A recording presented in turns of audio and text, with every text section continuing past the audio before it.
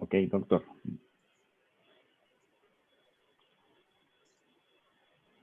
Listo. Bueno, lastimosamente no tengo el video, pero igual, muy buenas noches para todos. Mi nombre es Héctor Hugo Páez Villa, optómetra, como miembro, como fundador del grupo Hablemos de Lentes de Contacto y esta academia que estamos gestando esta noche con Spectrum International. Les damos la bienvenida a el conversatorio, el ABC en córnea irregular. Sean todos bienvenidos. Muy buenas noches. Pues para nosotros es un gusto poder compartir con ustedes esta sesión en cuanto a el tema de la córnea irregular, que creo que es un tema bastante extenso. Y pues para eso, qué mejor que contar con unos top en este tema, ¿verdad? Vamos a tener nuestros conferencistas y vamos a tener invitados top que van a ayudar a reforzar las ideas. Y pues bueno, me encanta la idea de poderlos presentar a todos. Vamos a tener de conferencistas a la doctora Norma Cárdenas desde Colombia, al doctor César Sandoval de México, la doctora Sabrina Lara de Argentina. Y como invitados top tenemos a la doctora Karen Carrasquillo y al doctor Hugo Legaria, doctora Karen Carrasquillo, perdón, desde Puerto Rico, y doctor Hugo Legaria de Argentina. Y como moderadores vamos a estar el doctor Hugo Páez y su servidor Ricardo Duarte. Así que pues sean todos bienvenidos y esperemos que disfrutemos. Uy, hay mucho eco. Que disfrutemos de esta sesión. Ok, bueno, doctor, por favor. Bueno, entonces vamos a iniciar este conversatorio, Hablemos de Lentes de Contacto, el ABC en córnea irregular, pues con una pregunta que cuando nos reunimos con los panelistas, pues dijimos que con esta pregunta nos quedaríamos toda la conversación, todo el panel estaría dispuesto a hablar horas y horas al respecto. La doctora Norma Cárdenas nos va a deleitar con esta pregunta. ¿Cómo definiría usted el término de córnea irregular? Bueno, primero, gracias por la invitación. Hablemos de lentes de contacto. Para mí es un honor estar aquí con todos los panelistas y gracias a cada uno de ustedes por el tiempo. Sabemos que en algunos países es muy tarde, así que gracias por estar la noche de hoy con nosotros. Bueno, como lo habíamos conversado, ¿cómo definiría usted el término de córnea irregular? Definitivamente es un término muy amplio, donde córnea irregular es aquella condición en la cual se caracteriza por tener indudablemente una irregularidad en la superficie de la córnea, que se caracteriza por tener un adelgazamiento en la córnea, una protusión y un aumento en la curvatura. Cuando hablamos de córnea irregular o ectasia corneal, podemos clasificarla en dos tipos, lo que son ectasias primarias y ectasias secundarias.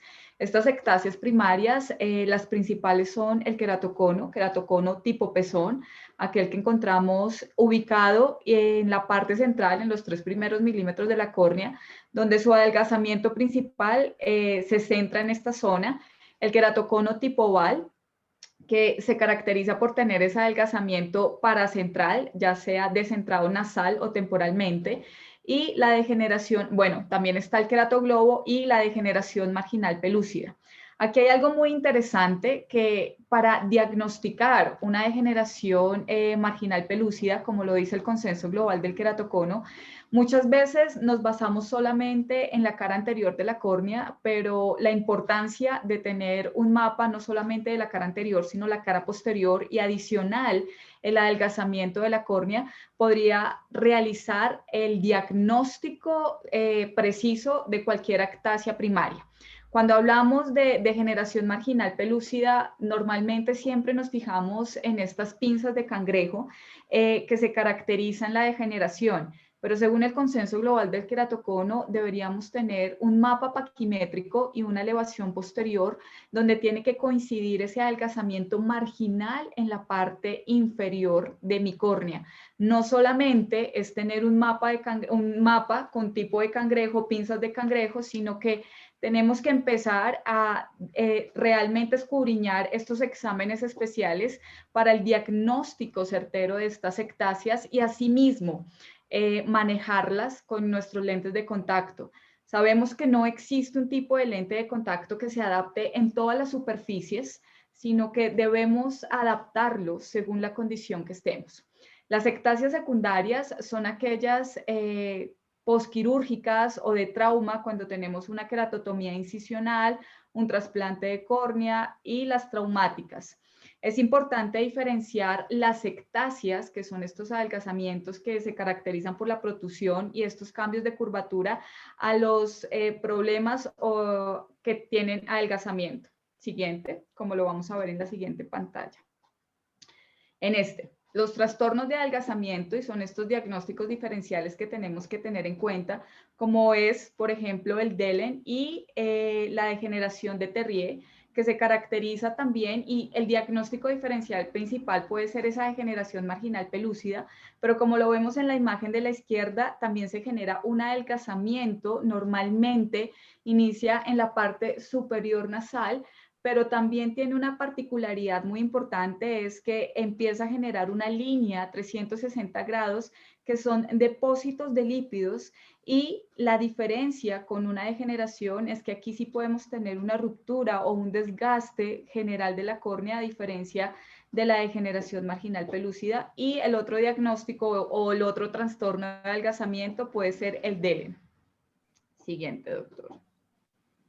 Así que quise hacer como una tabla comparativa que también nos puede ayudar para el diagnóstico de estas ectasias principales, que es el queratocono, la degeneración y el queratoglobo. Muchas veces nos encontramos con pacientes, por ejemplo, que tienen queratometrías de 42/43, con astigmatismos irregulares, y que se nos pueden escapar estas degeneraciones porque se encuentran en la parte marginal. ¿Por qué enfatizo tanto en la degeneración? Porque a veces dejamos pasar este problema, que a veces son las adaptaciones un poco más complejas por el posicionamiento y la adaptación de mi lente de contacto. Así que aquí hay algún tipo de características que nos pueden ayudar a estos diagnósticos. Perfecto. Bueno, algo muy importante es, digamos, que dentro de los países, y aquí en Colombia coincidimos con este estudio de CLEC, que más adelante la doctora Karen nos hablará de él. Es el estudio longitudinal más grande que se realiza entre los métodos y adaptación de lentes de contacto en el queratocono, pero coinciden que el cono central está en un porcentaje aproximadamente del 28.7%, el cono oval, el 44%, que es el que más encontramos en nuestras clínicas, el queratoglobo, un 6.7%, y la degeneración marginal, un 5.6%.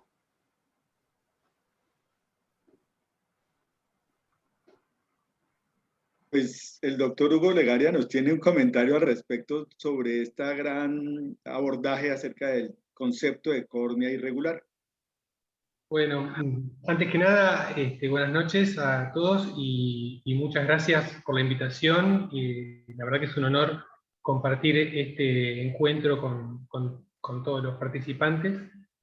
Y bueno, mucho para agregar sobre lo que dijo Norma no tengo, excepto quise poner esta placa para mencionar que más allá de las irregularidades geométricas que podemos encontrar en las córneas, que nos hacen definir una córnea irregular, ya sea primarias o secundarias, después tenemos las córneas traumáticas, postraumáticas o postquirúrgicas, que quedan con irregularidades. Esta placa con el bache en la calle trata de simular justamente que cualquier irregularidad que nosotros tengamos en la córnea termina definiendo una córnea irregular. Incluso, desde mi punto de vista, las afecciones que alteran la calidad de la lágrima. Porque podemos tener una córnea perfectamente regular y sin embargo un paciente con una patología que le hace tener un problema de lágrima severo, tiene una superficie, la primer dioptra que vamos a encontrar en el ojo, que va a ser el fil lagrimal, va a tener ondulaciones, y esas ondulaciones van a repercutir en la calidad visual. Y la solución a eso, más allá del tratamiento clínico que puede darle el médico desde el punto de vista de la mejora en la calidad de la lágrima, muchas veces la solución viene del lado de las lentes de contacto. Entonces, al margen de lo que nosotros encontramos como córnea irregular, desde el punto de vista geométrico, por alteraciones en la forma de la córnea, tanto de las patologías como postquirúrgicas o luego de un traumatismo, como puede ser un accidente, un traumatismo penetrante, u otras irregularidades, creo que también podemos considerar córnea irregular en las situaciones donde el uso de una lente de contacto que mejora el film nos ayuda a mejorar la calidad visual.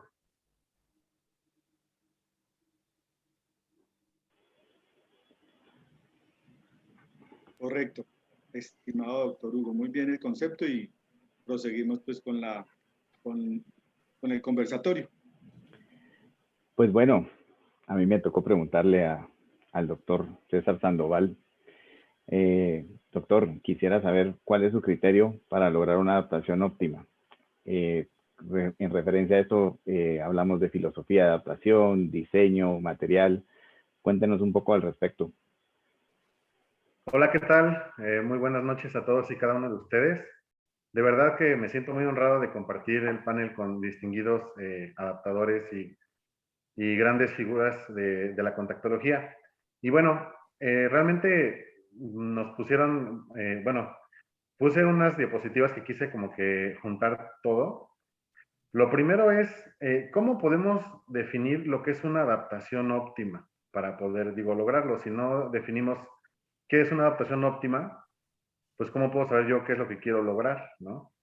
Y bueno, puse estas imágenes porque digamos que para mí este fue un caso muy desafiante de una superficie muy irregular en la cual podemos ver pues del lado izquierdo una toma con un OCT y un diseño, digamos, hipotético. Luego lo vemos plasmado con su sección óptica y luego vemos la imagen del lente final digamos, con un panorama general de cómo se logró esta adaptación. Y muchas veces esto es lo que nos imaginamos cuando hablamos de una adaptación como óptima o increíble, pero no siempre es el caso en la práctica convencional de cada uno de nosotros. No sé si podemos pasar a la siguiente diapositiva, por favor. Bueno, entonces, volviendo a lo básico o a lo sencillo, les puse estas imágenes porque se me hizo, este tema es un tema que es como para una plática, una conferencia, y creo que cada una de las preguntas que se nos está haciendo a los panelistas nos da para hablar más de una hora, pero para resumirlo, creo que esta diapositiva que les puse engloba lo que para mí es un buen criterio como de adaptación. Número 1, tenemos en la esquina superior izquierda los perfiles de los pacientes. Es muy importante saber el perfil psicológico de cada uno de nuestros pacientes. Y del otro lado tenemos pues todas las imágenes clínicas o todos los criterios, o más bien todos los aportes científicos que las pruebas clínicas nos pueden a nosotros dar información sobre el paciente que estamos adaptando. Entonces son dos puntos importantes en el cual tenemos por un lado al perfil del paciente, qué edad tiene, cuáles son sus necesidades, a qué se dedica, qué experiencia ha tenido con anterioridad con lentes de contacto. Y en la otra mano, en el otro lado, tenemos pues que la refracción, tenemos en algunos casos pruebas de OCT, pruebas de topografía corneal, tenemos pruebas, tenemos queratometrías. Entonces tenemos en una mano la información clínica y en la otra mano tenemos la información personal del paciente. Y todo eso nosotros tenemos que usar nuestro juicio para unirlo y para poder definir qué sería la mejor solución en particular para esa persona, con esas características de esa córnea o de ese ojo, y que lo podamos unir a sus actividades diarias o personales, ¿no? Y ahora, aquí abajo lo que puse fue, más que enfocarme en cómo lograr una adaptación óptima, cuáles son las principales razones por las que las personas o los pacientes abandonan el uso de lente de contacto. Entonces tenemos aquí una serie de, digamos, de cuestionamientos por los cuales las personas pues los abandonan. Y una de ellas es la incomodidad o el disconfort. También está la parte en la que se habla sobre cuestiones económicas que no tienen nada que ver conmigo, ¿no? Como adaptador tal vez, en el cual el paciente dice, no, es que son lentes muy caros, yo ya no los quiero. Pero bueno, yéndonos hacia la incomodidad, les puse también de este lado unas imágenes de una presentación del Global Specialty Lens Symposium, donde vemos un lente de contacto de 14 milímetros en una córnea un poco más pequeña, como de 12 milímetros de diámetro, contra una córnea mucho más grande de 13.7, de casi los 14 milímetros. Entonces, ¿cuál es la razón por la que el paciente tiene disconfort en el lente de contacto? Pues muy sencillo, porque no todas las medidas de lentes son para todos los pacientes, no hay una medida universal para cada paciente. Es cierto que hay ciertas medidas o parámetros que pueden encajar en cierto grupo de la población, pero no para todos. Entonces, una buena adaptación, a mi forma en mi opinión, siempre tiene que ver con el perfil del paciente que va a ser el usuario y los datos clínicos que nos arrojan las pruebas que hemos hecho en el gabinete, incluso pues también en pruebas especializadas. Y eso nos va a ayudar a que el paciente esté cómodo, que pueda usar su lente el mayor tiempo posible durante el día y que no le vaya a causar algún problema en la superficie ocular que estamos tratando, para que no entre en ese grupo en el que tenemos complicaciones derivadas de una mala adaptación del lente de contacto.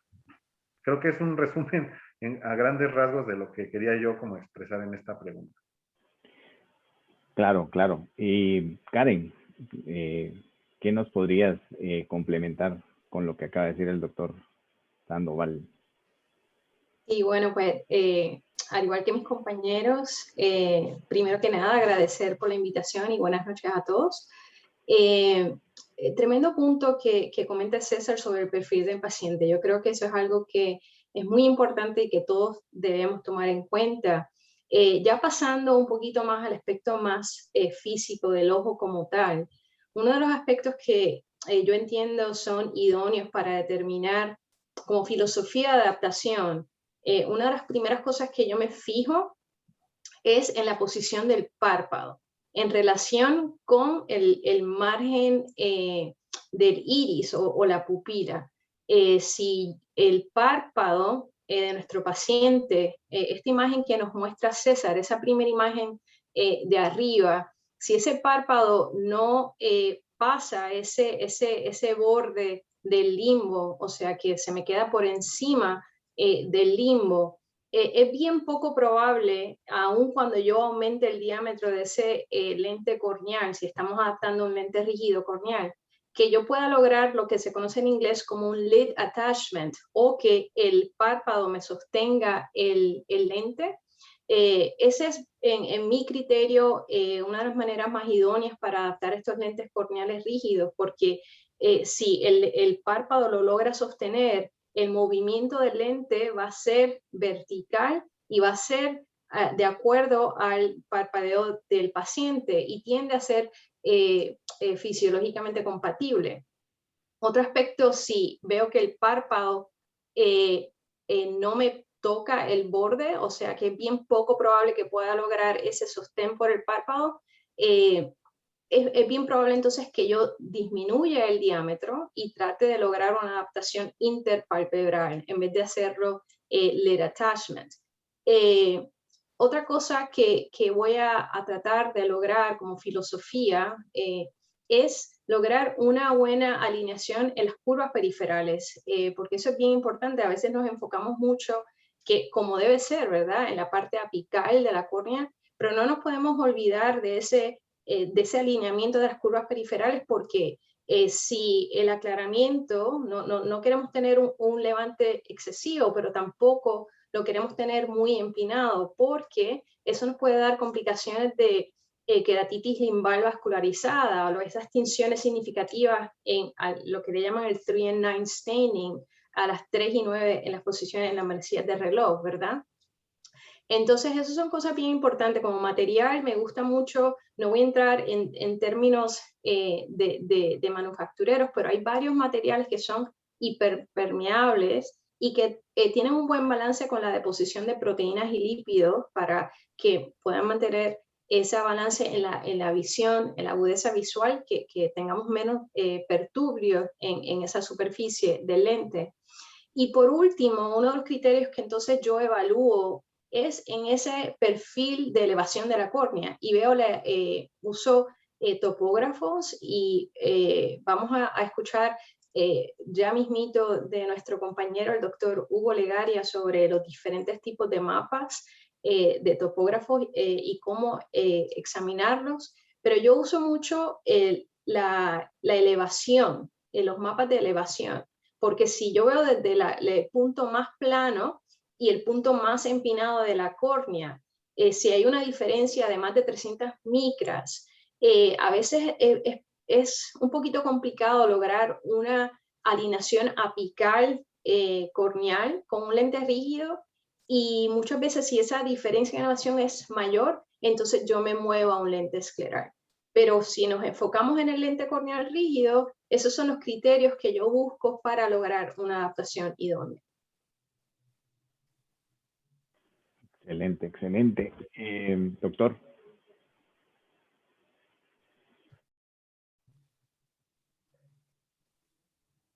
Ricardo, ¿querés que comente sobre esto o pasamos a la otra diapositiva y sigo con lo otro? Sí, porque sigue... Ahorita va a preguntar. Exacto, exacto. Sí, estábamos hablando de iniciar con el concepto de córnea irregular, ir hacia el criterio, el manejo, las ideas que nos brinda el doctor Enoch y la doctora Karen acerca del manejo clínico y el criterio del manejo de los pacientes con córnea irregular. Y ahora vamos a ir hacia un criterio más profundo. Tenemos aquí una pregunta para la doctora Sabrina Lara. Bienvenida, doctora Sabrina. Y vamos a empezar con este deleite de criterio. ¿Qué criterio tiene usted para elegir entre un lente de contacto blando tricurvo, un lente de contacto rígido corneal, un rígido limbar, un lente rígido de apoyo escleral o un lente híbrido? O sea, es un vademecum maravilloso que en la experiencia y en tu gran práctica, coméntanos a nosotros cómo sería ese criterio. Bienvenida, doctora. Por favor, muchísimas gracias. Hablemos del lente de contacto. Estoy feliz de acompañarlos.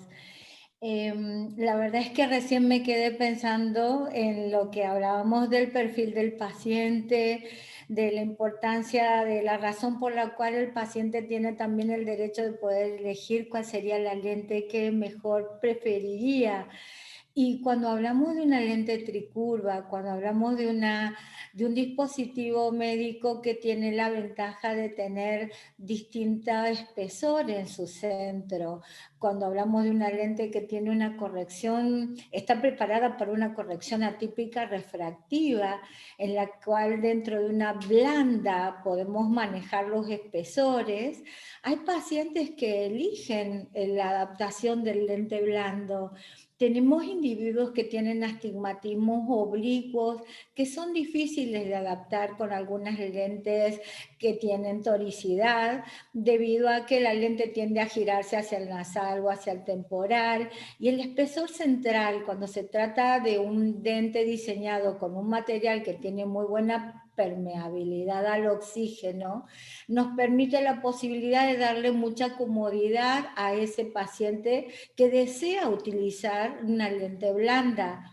Entonces hoy en ectasias primarias, iniciales, hasta segundo grado, en casos de pacientes que tienen astigmatismos mixtos o astigmatismos elevados que pueden ser oblicuos y que se sienten más cómodos con una lente blanda, podríamos adaptar sin ningún tipo de inconveniente este tipo de diseño. Respecto de, y son muy cómodas y se adaptan perfectamente bien. Respecto del lente rígido de apoyo corneal, como muy bien decía la doctora Karen recién, se ve en la imagen primera que realmente la retención del párpado para nosotros es muy importante, porque cuando el párpado contiene al lente y el lente tiene un diámetro lo suficientemente cómodo para que el paciente lo pueda tolerar, pues podemos adaptar un montón de ectasias que son centrales, queratoconos centrales, porque el lente va a trabajar como un boomerang y va a ir derecho al centro de esa ectasia. Entonces, a pesar de que la lente es más pequeña que el diámetro horizontal del iris visible, puede ser muy bien tolerada. Cuando ya estamos en un compromiso de una ectasia de mayor diámetro, vamos a tener que cambiar el tamaño del lente e irnos hacia una lente limbar. Una lente que va a necesitar sí o sí un perfil diferente, una curva periférica diferente para poderse sostener en esa ectasia. Hay veces que por alguna razón no podemos adaptar alguna lente escleral, ya sea porque el paciente tiene una ectasia muy pronunciada o no tanto, pero tiene un compromiso celular dentro de su endotelio, tiene menos cantidad de células endoteliales. Y ya cuando estamos en ese compromiso, tenemos que velar por la salud de ese paciente que quizás está en espera de un trasplante. Y a veces la lente limbar nos permite la posibilidad de darle buena agudeza visual a ese individuo hasta que reciba el trasplante o hasta que pueda tener otra solución. Entonces creo que hoy tenemos una enorme cantidad de productos para poder recurrir y para resolver tantos casos que hasta hace un tiempo eran muy limitados. La lente escleral es la lente estrella del momento. Creo que la lente escleral ha venido para quedarse. Hay muchos pacientes que necesitan de estos tratamientos y que verdaderamente hoy se puede trabajar la superficie ocular, se puede cuidar, como decía Hugo en un principio, la superficie ocular, proteger esa superficie. Y ese tratamiento es tan fantástico bajo la lente escleral que creo que es una de las vedettes del momento y es una de las lentes más elegidas. Pero no puedo dejar atrás a la lente híbrida. La lente que tiene el centro duro y el borde de hidrogel de silicona. Esa lente que da la comodidad de una blanda y la excelente agudeza visual que ofrece la rígida de gas permeable. En el slide del medio, en el que se ve una hiperplasia de tejido conjuntival con el borde de la lente blanda, realmente funciona muy bien porque la lente blanda no genera injuria sobre esa pinguécula o sobre ese pequeño pterigium que puede tener el paciente. Entonces, tanto una lente híbrida con el centro duro y el borde blando, o una lente blanda de corrección atípica refractiva, podrían ser hoy grandes soluciones para nuestros casos. Yo le voy a pedir al doctor Héctor que por favor pase los slides que siguen, solamente para mostrar los que siguen, la bendición de poder adaptar una lente escleral que queda como uno realmente lo esperó siempre, que uno dice, pude adaptar esta lente y se posicionó en el lugar que yo esperaba, una lente que se comportó como yo quería y que realmente mi paciente logró la agudeza visual que necesitaba, resolvió su problema de ojo seco también, se puede colocar su suero autólogo debajo de la lente. Entonces, la diversidad tan grande de productos nos da la generosidad de poder trabajar sobre córneas bastardeadas que, como muy bien decía la doctora Norma al principio, tienen daños que son protusiones y depresiones importantes, con huellas que siguen actuando durante el resto de la vida del paciente y que hay estudios que demuestran que eso es cierto. Entonces, en muchos casos no podemos tocar los tejidos porque podemos encontrarnos con daños superficiales que pueden ser muy dañinos, valga la redundancia, para ese individuo, generando queratitis muy difíciles de resolver con el paso del tiempo. Entonces, las lentes limbares son muy buenas, el cuidado de la superficie ocular es excelente, la retención de los párpados hoy para nosotros es muy importante, y creo que de alguna manera u otra este sería uno de los portafolios más grandes que podríamos tener para trabajar con superficies de trabajo revertido en el centro, como en este caso, donde tenemos un blue hole, un hoyo azul en la topografía de este paciente, que es un postquirúrgico, y que necesita una lente altamente negativa para poder contrarrestar ese hoyo profundo que quedó posterior a una cirugía refractiva. Espero más o menos haber sido clara, y hasta aquí llegó esta partecita, podemos seguir más luego. Ahí les pongo algunas imágenes también de cuántos casos vamos a encontrar para poder resolver en la medida que pase el tiempo, y de muchos pacientes que han sido operados hace muchos años y que hoy necesitan una solución a su grave inconveniente visual.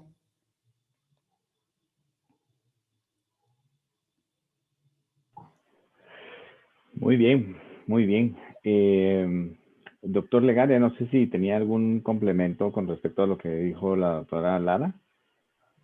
Sí, excelente, súper completo lo que mencionó Sabrina. Yo creo que acá el tema crítico en lo que respecta al criterio para elegir el lente a adaptar pasa, como bien dijo antes César y también lo mencionó Karen, indagar mucho, tener una conversación bastante profunda respecto a cuál es la forma de vida que tiene el paciente, cuáles son las actividades que realiza, el ambiente en el que se desenvuelve, las actividades laborales, si hace deportes, y tratar de conjugar todo eso con la situación clínica que padezca ese ojo.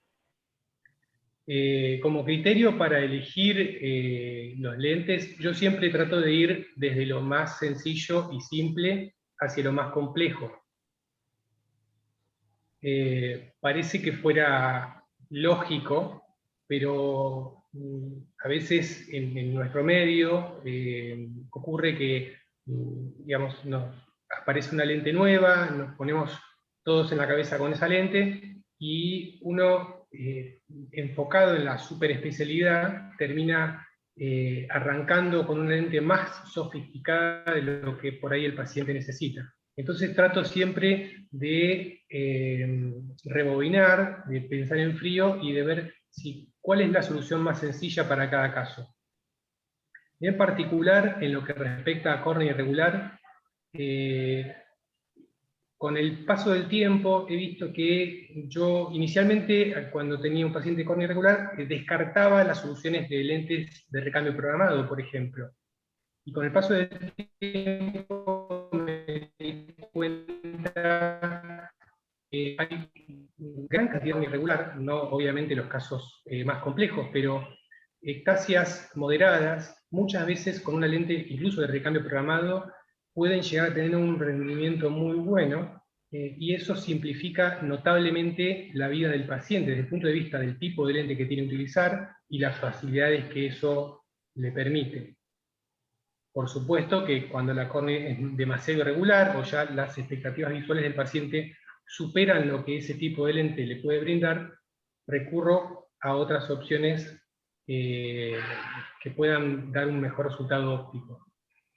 Dentro de esa línea de pensamiento, luego trato de iniciar con rígidas corneales, y si la sensibilidad del paciente, la tolerancia, el ritmo de vida o las condiciones de vida que tiene hacen que no sea factible ese tipo de lente, luego paso al lente escleral. Trato de que mi opción sea la última, la lente escleral.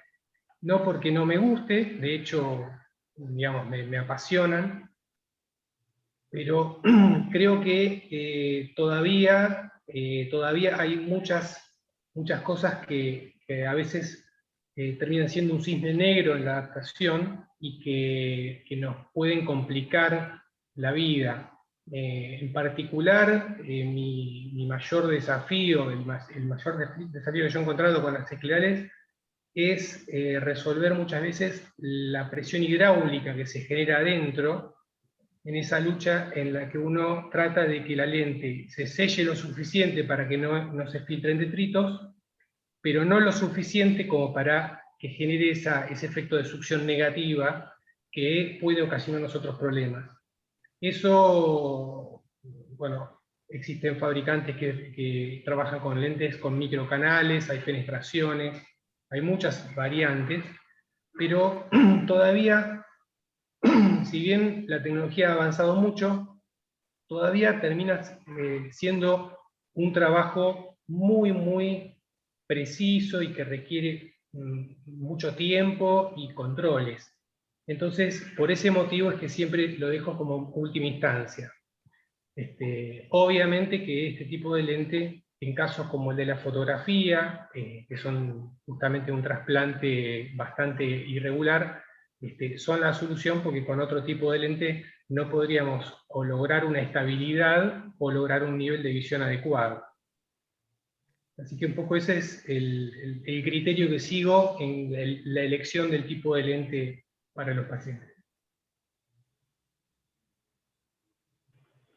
Ok, perfecto. Bueno, pues continuando con el conversatorio, vamos a preguntarle ahora a la doctora Norma Cárdenas. ¿Qué criterio clínico tendría en cuenta en el momento de adaptar córnea irregular, con estas características? Postqueratotomía radial, postcirugía refractiva o una degeneración marginal pelúcida y sus subtipos, perdón.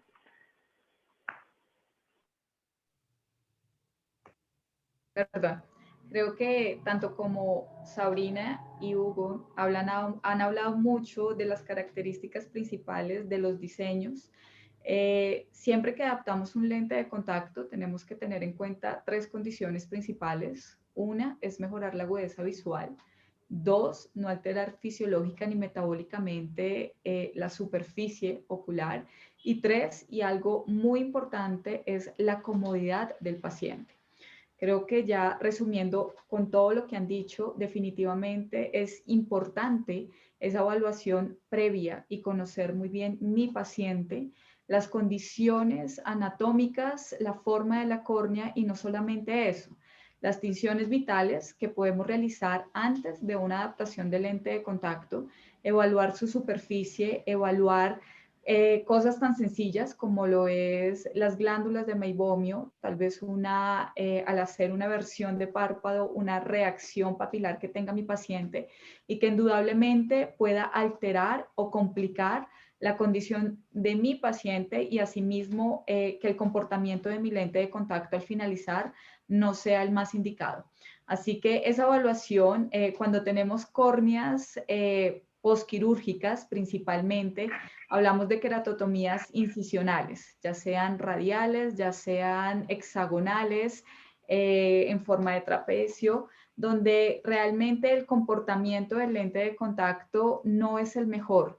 Siempre por estas incisiones, los lentes de contacto suelen tener un comportamiento, por ejemplo, el gas permeable, de descentrarse superior temporalmente. Esto va a afectar indudablemente la agudeza visual porque la zona óptica de mi lente va a quedar alterada. Así que el primer paso, el criterio que tengo que conocer es cómo es mi córnea, cuál es la forma de la córnea, donde encuentro esos puntos de curvaturas principales. Y no solamente eso, y estoy de acuerdo, como decía la doctora Karen, para mí es fundamental conocer la elevación. En mi criterio, pienso que antes de poner un lente de contacto, la elevación posterior juega, creo que es mi primer fluorograma. ¿Por qué? Porque sé dónde voy a tener esos acercamientos de mi lente de contacto antes de poner el lente de contacto sobre la superficie. Así que cuando hablamos de córneas post cirugía refractiva, se caracterizan principalmente por tener córneas demasiado delgadas, incluso planas. Una vez tuve la oportunidad de adaptar en un paciente con curvaturas de 17, de 16 dioptrías, donde realmente era una pared. Y en la periferia, curvas exageradamente curvas, como lo era de 60. ¿Cómo adaptamos un lente de contacto? ¿Cómo permitir que ese lente de contacto combine y que tenga una interacción ideal y que tengamos una adaptación exitosa.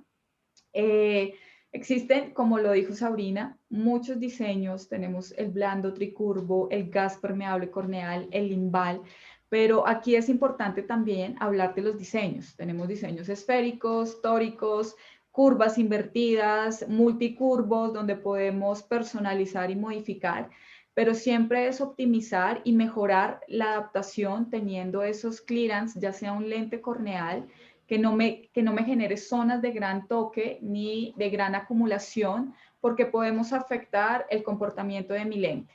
Siguiente.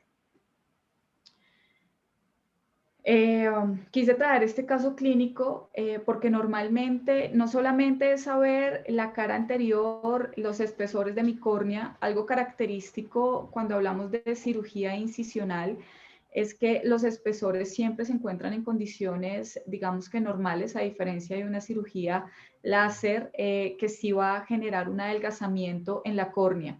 Las asfericidades, el valor Q, como lo vemos aquí en la parte temporal, también se caracterizan por estar en valores positivos. Sabemos que la esfericidad de la córnea normal siempre se dan valores negativos, aproximadamente de menos 0,25 a 0,40.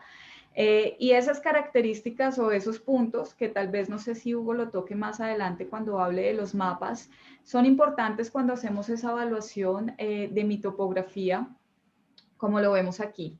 Normalmente yo en las queratotomías incisionales no le pedía recuento endotelial a mis pacientes, sencillamente porque varios estudios y en la experiencia no encontraba ningún tipo de alteración en las células endoteliales. Si observamos aquí, el paciente tiene una curvatura de 26/36 aproximadamente. La elevación, indudablemente, cuando se ven esas elevaciones y depresiones, sabemos que un lente corneal no va a ser el indicado, sencillamente porque vamos a encontrar descentramientos, zonas de gran toque y de gran acúmulo de fluoresceína, donde este fluorograma o esta evaluación estática y dinámica no va a ser la óptima para mi paciente. Así que aquí es cuando pasamos y vamos a un lente de gran diámetro. Siguiente. ¿Por qué hablé del recuento endotelial? Indudablemente yo vi esta córnea, quise poner un lente corneal, lo puse, que vamos a ver la foto inicial, esa fue, pienso lo mismo que Hugo, siempre empiezo de lo más sencillo a lo más complejo. A mí me encanta la adaptación de gas permeable corneal, porque siento que tengo el control, el paciente tiene el control, hay un excelente intercambio lagrimal, pero debemos saber cuándo migrar realmente a un diseño personalizado, a un diseño especial, y no solo eso, sino que también hacer un comanejo con oftalmología, corneólogo, cuando ya se nos sale de las manos y tenemos que realizar ese grupo interdisciplinario. Así que dentro de mi experiencia no había encontrado que un paciente con queratotomía incisional generara o tuviera alteraciones en las células endoteliales. Mandamos a hacer, le adapté un lente de contacto escleral, donde se veía perfecto, un clíris disminuido, pero el paciente llegaba y siempre llegaba con edema después de las 3-4 horas. Yo miraba, no estoy haciendo el clearance está perfecto en la parte central, en la parte límbica también no tenía presión, en la parte del aterrizaje se veía todo muy bien. ¿Qué está pasando?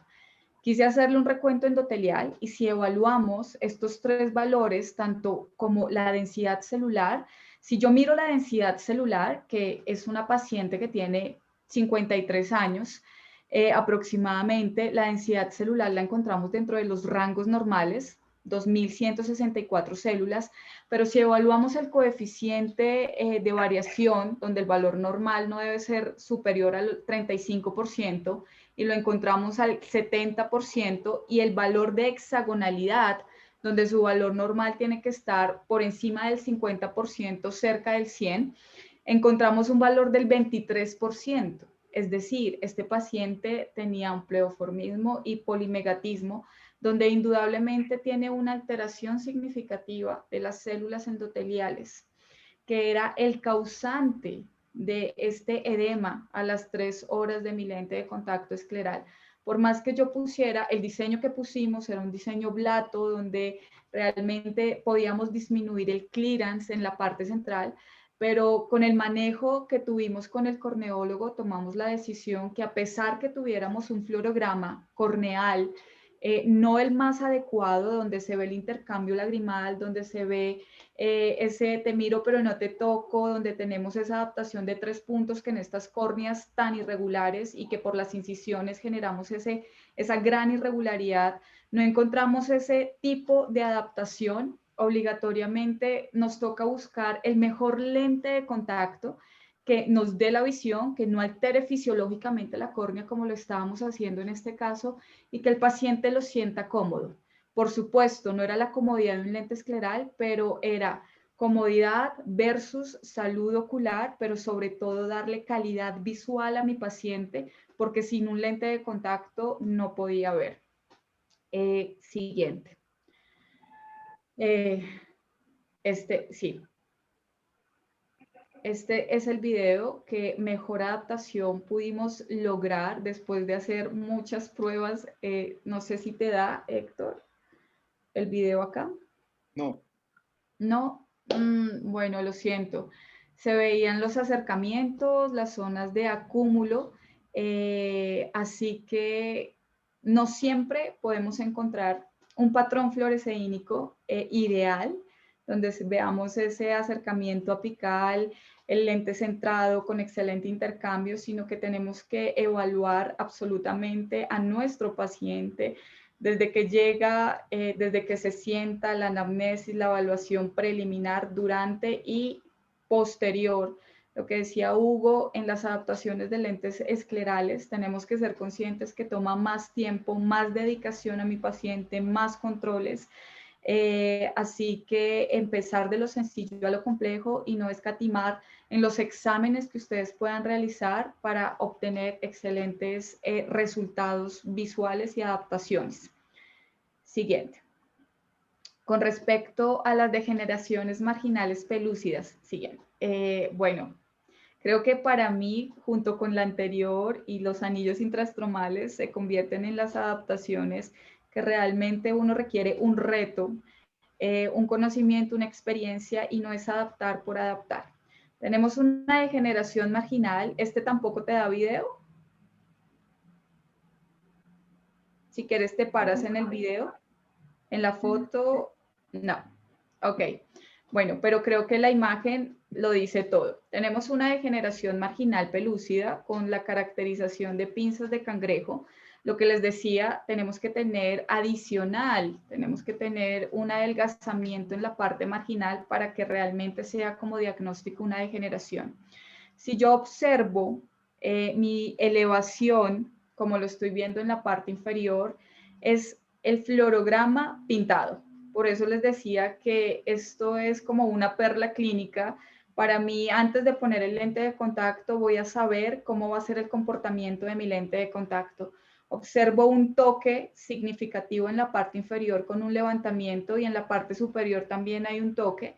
Y en la media periferia, en este rango horizontal, un gran acúmulo de fluoresceína.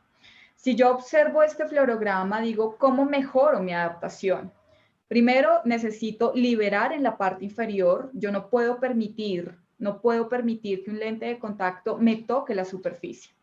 No sé si ustedes sabían, pero este tema me gusta hablarlo porque una adaptación de lente de contacto requiere un conocimiento de muchas cosas. El queratocono ya se convierte en una enfermedad cuasi inflamatoria. Ya lo clasifican, como en todos los libros que leemos, es una enfermedad no inflamatoria. Ya se convierte en una enfermedad cuasi inflamatoria, donde han demostrado que en la lágrima de estos pacientes se encuentran mediadores antiinflamatorios como interleuquina 1, 6, metaloproteinasa 9. Imagínense si yo dejo a mi paciente con este tipo de lente de contacto donde tengo un roce, una fricción permanente. ¿qué puede pasar con mi paciente? No solamente aumentar esa inflamación, generar un adelgazamiento, el paciente que se queje que el lente de contacto se cae, que le molesta la luz, que no tolera el lente de contacto. Sencillamente aquí es cuando tenemos que migrar automáticamente a otro tipo de lente de contacto. Si yo quisiera mejorar la parte inferior, ¿cómo lo mejoro? Encurvando más mi lente, pero ¿qué pasa en la parte superior que lo ven? Que tiene ojitos, este fluorograma nos está mirando. Vamos a aumentar ese acúmulo de fluoresceína, va a aumentar esas burbujas, pero ¿cómo mejoro esas burbujas? Aplanando mi lente, pero si lo aplano, ¿qué pasa en la parte inferior? Indudablemente el fluorograma, antes de tener toda la tecnología que tenemos, 1CT, etcétera, etcétera, la lámpara de hendidura se convierte en nuestro primer y más importante elemento en una adaptación de lente de contacto. Bueno, creo que eso es un gran resumen. Ok, perfecto. Karen, por favor, si nos podrías dar tu opinión al respecto. Bueno, trataré de ser breve. Yo creo, la doctora Norma, abarcaste tantos puntos importantes. Creo que tu resumen fue súper abarcador, y es que este tema tiene mucha tela para cortar, muchísima, pero creo que tocaste temas súper importantes. Yo voy a empezar por donde tú culminaste, que es con la degeneración marginal pelúcida, y luego me muevo a las cirugías refractivas. Si empezamos con esta imagen, algo que yo pudiera añadir a lo que comentó la doctora Norma es que algo importante que tenemos que tomar en cuenta cuando lidiamos con este tipo de presentación es que cuando las ectasias están en la periferia inferior, muchas veces van justo al borde, cerca del área limbal. Y estas córneas no son los candidatos más idóneos para ser trasplantadas.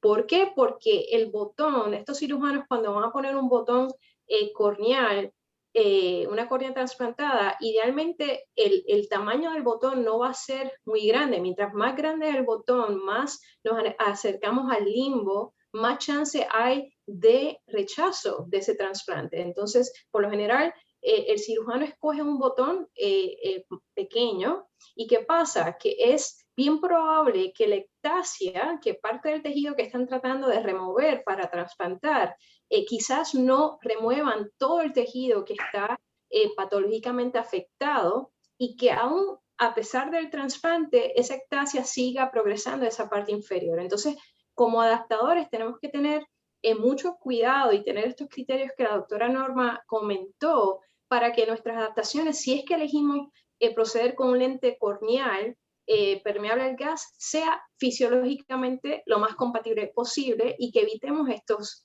toques significativos.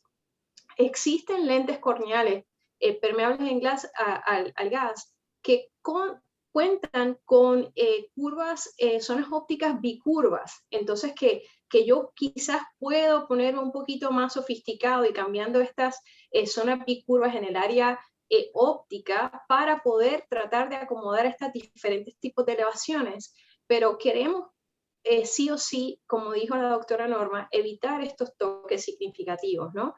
Y a veces dar paso a un lente, como dijo Norma, un lente de gran diámetro, quizás a un lente escleral.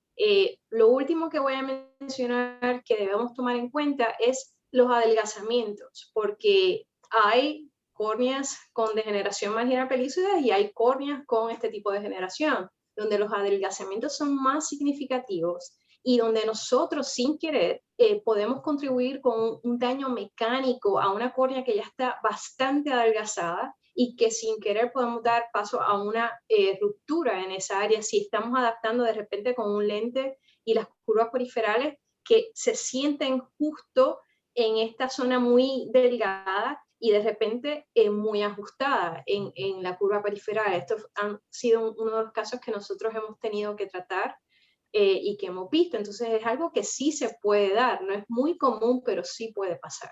Entonces que tengamos eso en mente. Con respecto a las cirugías refractivas, son muy retantes porque, como dijo Norma, estamos lidiando con córneas bastante planas y donde por lo general vamos a necesitar diseños de geometría inversa, ¿no? Para acomodar la diferencia en la elevación y el hecho de que nuestras periferias entonces están más protuberantes con relación a la zona central. Y cuando estamos tratando de queratonomías radiales, es importante entender que estas incisiones tienden a fluctuar. La córnea tiene un efecto de fluctuación durante el día, entonces la visión a veces tiende a fluctuar. Y ahí el lente rígido, el beneficio del paciente de una óptica que provee un lente rígido es más idóneo con respecto a esta visión y que puede mitigar un poquito estas fluctuaciones. Entonces, en estos casos, estoy de acuerdo que es importante ir de lo más simple a lo más complejo. No hay necesidad de complicar, complicar las cosas sin necesidad. Pero estos tipos de córneas, si vemos que estamos tratando con lentes corneales y estamos batallando por la descentración, porque hay mucha diferencia en las elevaciones, yo les exhortaría a que realmente no le teman pasar a un lente escleral, porque sí estaríamos abovedando estas zonas tan irregulares y quizás tan comprometidas como son estas adelgazamientos en la periferia, en el caso de las degeneraciones, y en definitiva poder ofrecer el beneficio visual de la zona óptica de un lente rígido, pero con un resultado más compatible a nivel fisiológico.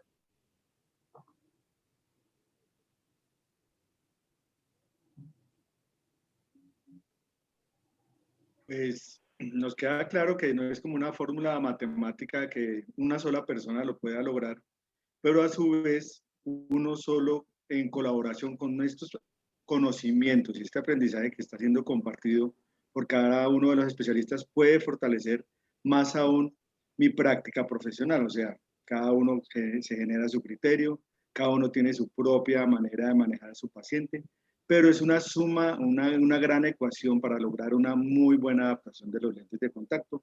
Ojalá los criterios que se están compartiendo aquí, la experiencia de los doctores en esta área, pues sea impartida para nuestros participantes, ¿sí? Sigue nuestro doctor César Sandoval. Lo invito pues a que en los queratoconos apicales o trasplantes de córnea, que son otro de los córneas irregulares que podemos tener en el momento. ¿Cuál es su criterio para el manejo de esta córnea irregular, doctor? Pues, Claro que sí, muchas gracias. Me hubiera encantado que en los años mozos de la universidad hubiera yo podido haber visto una clase o una conferencia como esta que estamos viendo el día de hoy.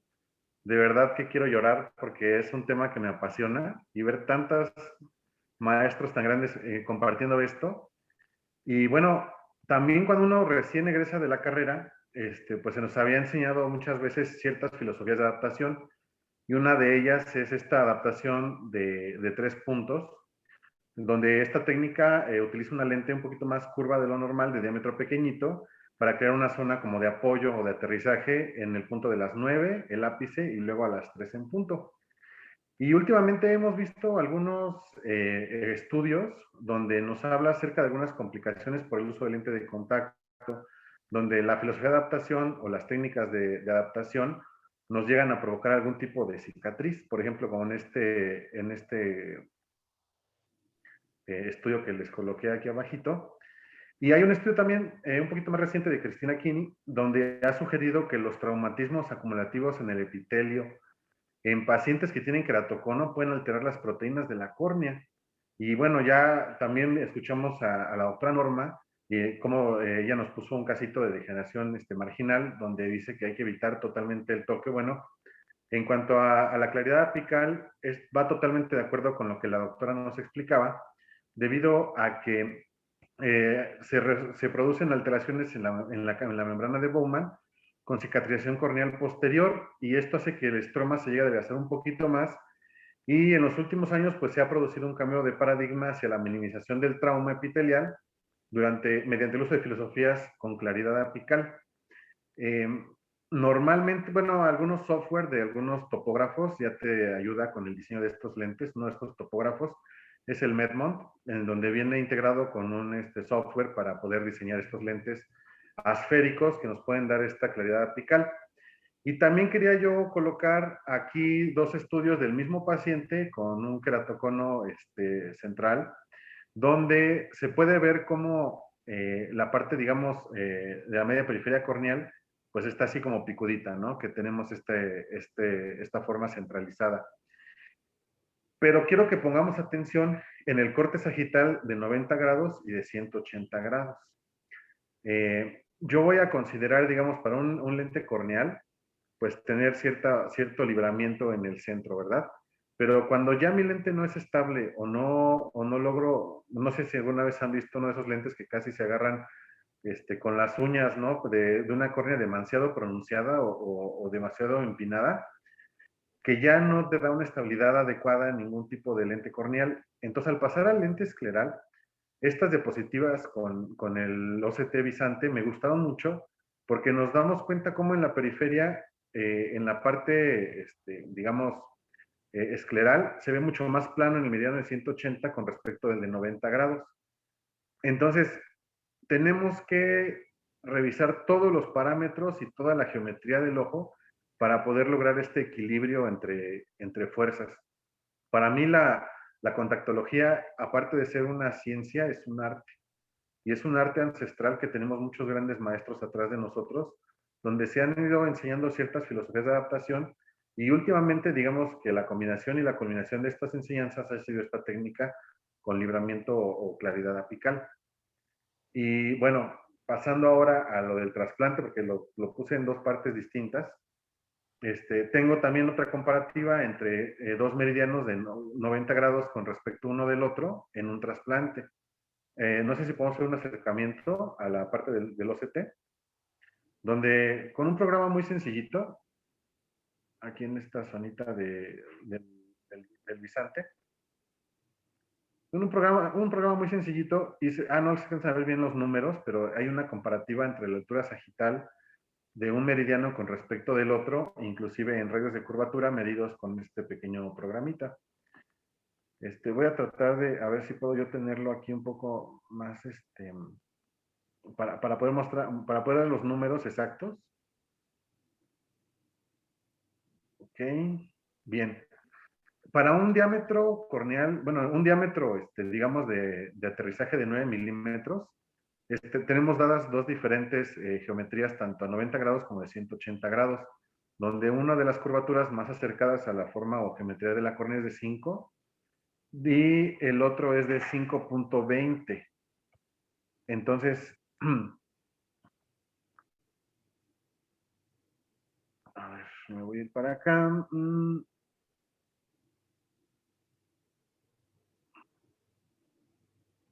Listo. Entonces, hay una diferencia muy marcada entre dos meridianos diferentes como para adaptar un lente corneal en esta parte. Y entonces ya me voy a pensar yo en un lente un poquito más grande que me dé más estabilidad y me dé un poquito más de visión. Pero hay algo que es muy importante también tomar en cuenta, que también ya lo mencionaron antes de mí, y es el estudio del conteo endotelial. Precisamente porque estos pacientes sabemos que al hacer el trasplante o la queratoplastia penetrante se pierden ciertas células endoteliales y tenemos un número que se conserva, el cual tenemos que cuidar muy bien, que si no tomamos en cuenta el metabolismo de la córnea podemos llegar a producir un daño un poquito más grande al paciente que el beneficio, ¿no? Entonces, incluso acá les puse otro pacientito que venía de tener una queratotomía radiada que por las cicatrices y las arcadas periféricas degeneró en una córnea un poquito más pronunciada y sobre esa córnea le hicieron un trasplante. Entonces quedó altamente irregular y comprometido. Entonces realmente solo un lente escleral me ayudaba a mí a darle esa estabilidad y visión. Sin embargo, siempre se ha cuidado mucho ese conteo endotelial en esos pacientes, donde tales pueden ser usuarios interrumpidos del uso de lente o de plano, pues tratar de adaptarlo con otro tipo de diseño. Ahora, más abajo en la misma diapositiva, estaba yo poniendo una comparativa de lo que es materiales con DK a espacio de clearance central, donde sabemos que a ojo cerrado tenemos una presión de oxígeno de 55 milímetros de mercurio, y vemos como diferentes DKs con diferentes alturas de clearance central nos da una disponibilidad de presión de oxígeno mucho menor. Entonces es un aspecto muy delicado que tenemos que cuidar y trabajar muy de cerca en un equipo interdisciplinario con el corneólogo, ¿verdad? Y con la persona que realizó ese trasplante de este paciente. Entonces, para mí las adaptaciones de esclerales en trasplantes de córnea siempre me han parecido muy impresionantes y se ven impactantes los diseños, los modelos. Sin embargo, la parte morfofisiológica de cada córnea tenemos que tomarla muy en cuenta para no dañar más la salud de este tejido que pues ya fue realizado un trasplante. No sé, creo que es un resumen de la forma en la que uno hace estas adaptaciones. Hay que tener, bueno, cuidado nada más en esta parte y pues alinear lo más que pueda uno la geometría de ese ojito a un diseño de lente de contacto escleral. Creo que es a grandes rasgos lo que podría compartir respecto de esto. Doctor Legaria, ¿tendrá algún comentario al respecto para complementar? Bueno, fue muy completo lo que comentó recién César, en ambos casos, en lo que respecta al criterio de elevación apical y en lo que respecta a esclerales. Particularmente en el tema de lentes rígidas corneales, coincido en minimizar la fricción contra la punta de la ectasia, y acá siempre se presenta un desafío, sobre todo cuando atendemos pacientes que ya vienen adaptados de hace muchos años, con filosofías de mayor aplanamiento, a veces nos encontramos con pacientes que tienen erosión o incluso nódulos producto de la fricción permanente de años de uso de lentes muy planas. Y cuando uno trata de cambiar de filosofía de adaptación y pasa a una lente que tenga una mayor elevación central, nos encontramos con un problema que demanda mucho tiempo y paciencia para que el paciente lo entienda, porque a veces la agudeza visual que obtenemos con una lente con claridad apical es levemente inferior a la que obtienen con una lente más plana que produce un deterioro fisiológico. Y muchas veces es difícil que el paciente lo entienda y hay que estar bastante tiempo explicándole los motivos, o que tenga paciencia para que después de un tiempo el tejido se vaya recuperando y podamos obtener un resultado más satisfactorio. Así que ese es un gran tema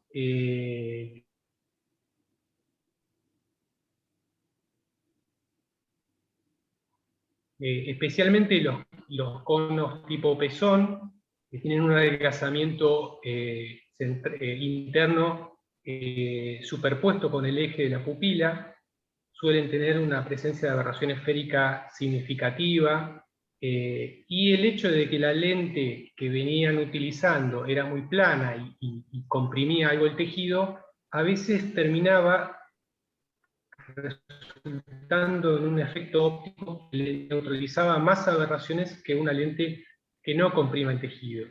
En ese aspecto creo que es importante estar al día con todas las innovaciones en lentes que están apareciendo en el mercado, que permiten tener un control de la esfericidad de la zona óptica, que puedan neutralizar aberraciones que provienen de la parte posterior de la córnea o incluso internas del ojo. Ese es un punto que creo importante a tener en cuenta, sobre todo en todo lo que son ectasias bien centradas respecto al eje de la pupila.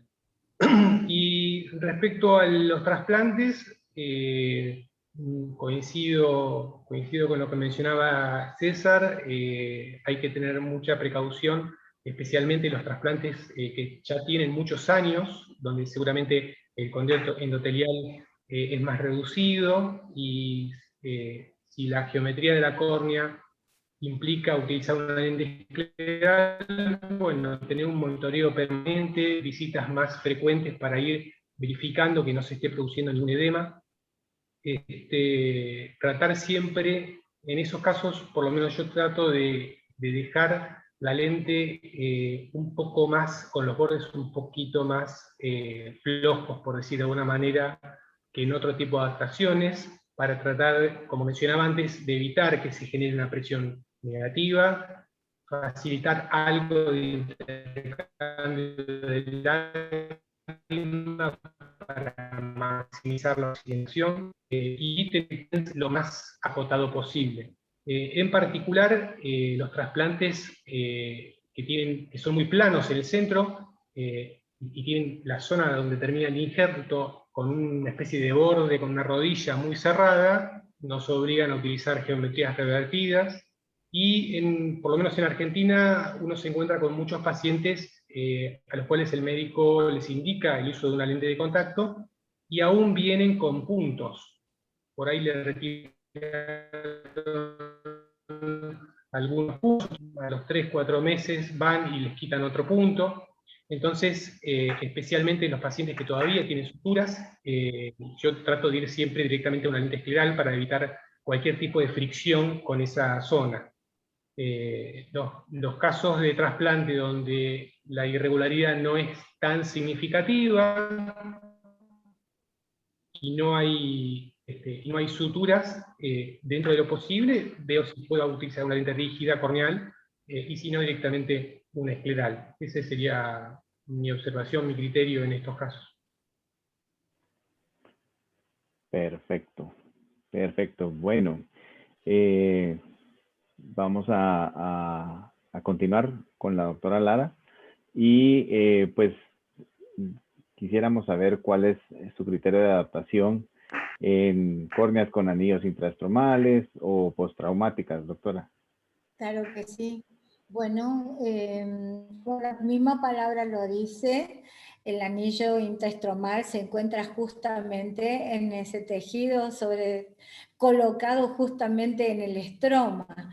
Hay una foto que está más adelante, que si la pudieras colocar, doctor Héctor, se ve perfectamente clara en un paciente que ha tenido un trasplante de córnea, la que está del lado izquierdo. Aparte, sobre el trasplante fueron colocados anillos. Entonces, cuando se trata de una invasión en la que el endotelio está tan pero tan comprometido como en este caso, la verdad es que la idea es proteger muchísimo esa superficie y manejarse con el mejor producto posible, controlando mucho al paciente en el equipo interdisciplinario. Realmente la verdad es que aparte de un ojo seco severo, también tenemos compromiso en toda la superficie ocular. Entonces, tanto en el epitelio como en el endotelio. En algunos casos en los que hemos tenido este tipo de riesgo tan grande, el paciente en alguna hora del día trabaja con una lente escleral y en otra hora del día prefiere suavizar la superficie con una lente blanda, o directamente pasa a un anteojo aéreo, porque no puede tener la cantidad de horas que necesita el lente escleral. Entonces hay veces que necesitamos de un mix de productos o de quitarse el anteojo, el lente de contacto para ponerse el anteojo aéreo. Ahora, cuando el anillo está perfectamente colocado y realmente el paciente ha recuperado parte de su agudeza visual, pero estamos en condiciones de poder mejorar esa agudeza visual, realmente sobre los segmentos no tenemos ningún problema. El paciente tiene un epitelio que está comportándose perfecto y siempre y cuando sigamos trabajando con la mejor agudeza visual obtenida, podemos adaptar, como bien dijo Hugo en un principio, una lente blanda de reemplazo programado, podemos adaptar una lente blanda tórica o adaptar una rígida de gas permeable sin ningún tipo de inconveniente. Cuando ya vamos al paciente que tiene un trauma, que es el slide que sigue, ya ahí a ustedes quizás les pueda parecer redundante, pero la verdad es que esa injuria sobre ese órgano tan vital esa pérdida brusca de la visión genera un shock y un miedo a lo desconocido para ese individuo, y tiene terror el paciente. El paciente suplica por la menor agresión posible a su tejido y la mejor visión que le podamos dar. Entonces, el trabajo interdisciplinario, los sueros autólogos, las lentes blandas, las lentes esclerales, todas son elegidas en el momento preciso para saber qué es lo mejor para ese individuo. Hay personas que no tienen la apertura palpebral que realmente esperamos o el fondo de saco que necesitamos para poder adaptar una lente escleral, y a veces solamente podemos adaptar una intrapalpebral rígida de gas permeable o directamente una blanda especializada. Quise ser lo más escueta posible para que podamos tener el tiempo que corresponde para seguir con la charla. Pues Karen, como dijo, no sé si tienes algo.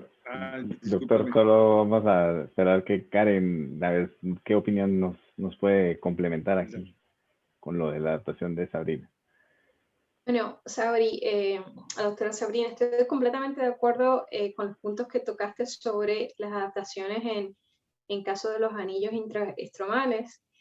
Cuando nos consideramos y hablamos sobre las córneas postraumáticas, en estos casos, al igual que mis compañeros mencionaron en otras ocasiones, nosotros aquí sí hacemos un recuento endotelial, no solamente para obtener el conteo absoluto, pero sí para examinar la salud de ese endotelio, porque en la mayoría de las ocasiones algunos de estos traumas tienen un efecto en el endotelio y comprometen el endotelio.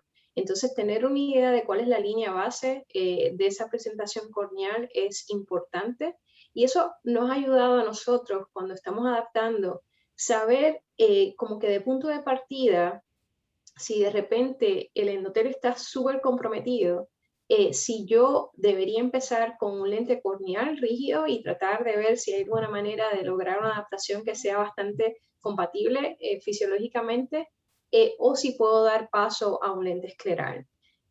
Si veo que el endotelio está bastante comprometido, el conteo es muy bajo y la salud, ¿verdad?, de esas células no es la mejor, y la córnea es demasiado irregular, aun cuando hago lo más, ¿verdad?, lo mejor posible para tratar de adaptar una córnea a un lente rígido permeable al gas corneal, pasamos a un escleral, pero aquí coincido al 200% con lo que dijo el doctor Hugo, en que el acercamiento aquí en estas córneas comprometidas es tratar de minimizar la succión lo más posible. Y tomamos ciertos acercamientos. Definitivamente concuerdo con la adaptación en las ápticas, en el borde donde es un poquito más suelto de lo normal, o sea, siempre queremos lograr una alineación en la conjuntiva, pero a veces aun cuando sea de cuadrante específico, que sea un poquito más suelto, para minimizar esa succión con el asentamiento que se da al uso, con las horas de uso del lente. Y aquí el uso de fenestraciones son muy buenas. Y quiero compartirlo con los participantes que nos escuchan, porque no siempre tenemos que recurrir a las fenestraciones en la zona óptica, donde contamos luego con burbujas que, si no las manejamos adecuadamente, a veces se nos acercan al eje visual y podemos tener compromiso visual, pero las podemos colocar en las ápticas. De hecho, yo los exhortaría a que empezaran por ahí y luego pasen a la zona óptica, porque tenemos menos complicaciones de la burbuja si nos causan delens, porque si no se mueve la burbuja me puede causar un delen corneal con el tiempo y por la resequedad, pero las fenestraciones en las zonas ápticas nos van a liberar esa succión.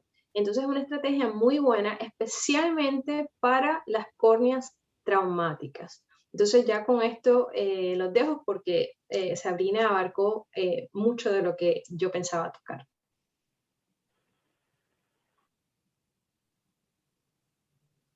Perfecto, está todo muy claro y bueno, esto es un preámbulo para el congreso que estas dos estrellas van a hacer en el Congreso Internacional de Lentes Esclerales la próxima semana. Les auguro un éxito total a la doctora Karen Carrasquillo, a la doctora Sabrina Lara, Gracias.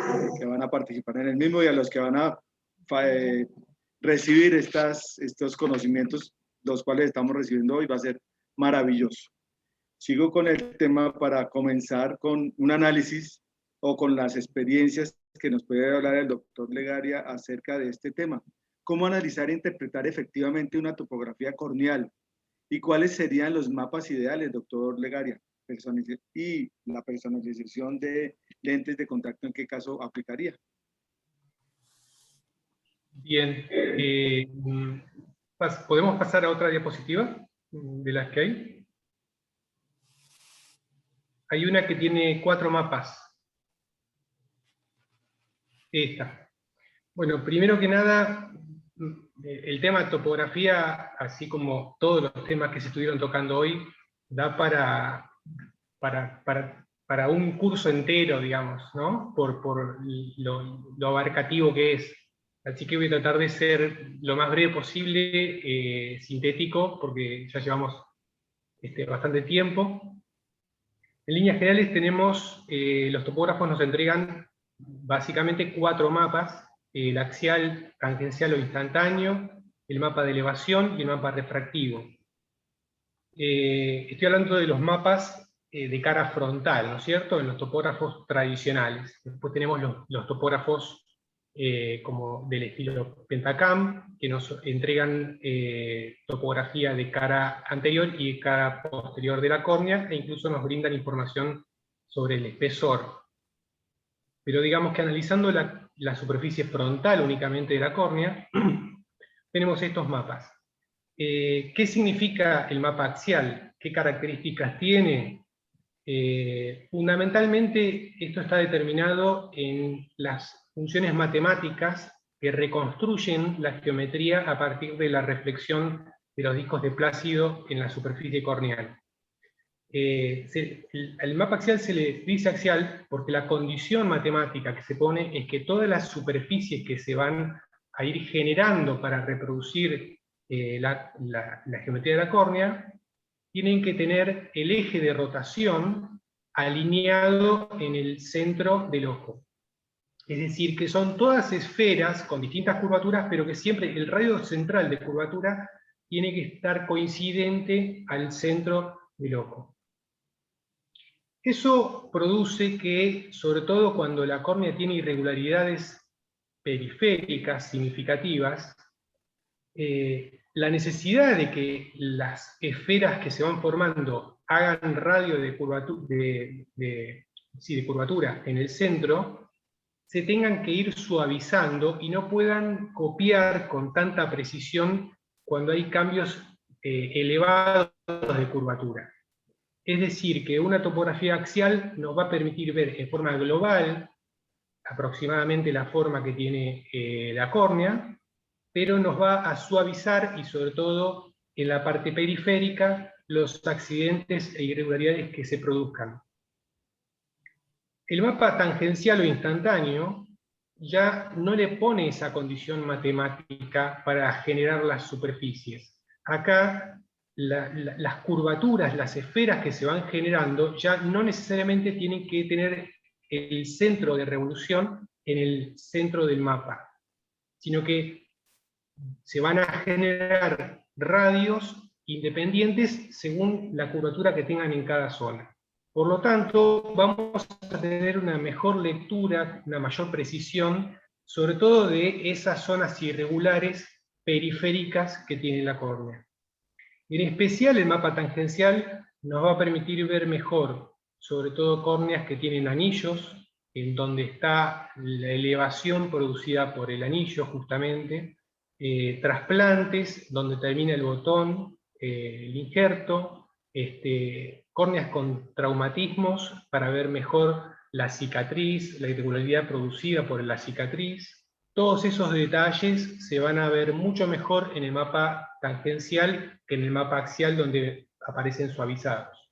Después tenemos el mapa de elevación, que es extremadamente útil en la adaptación de lentes de contacto, y muchas veces no, digamos, en los reportes topográficos no aparece. De hecho,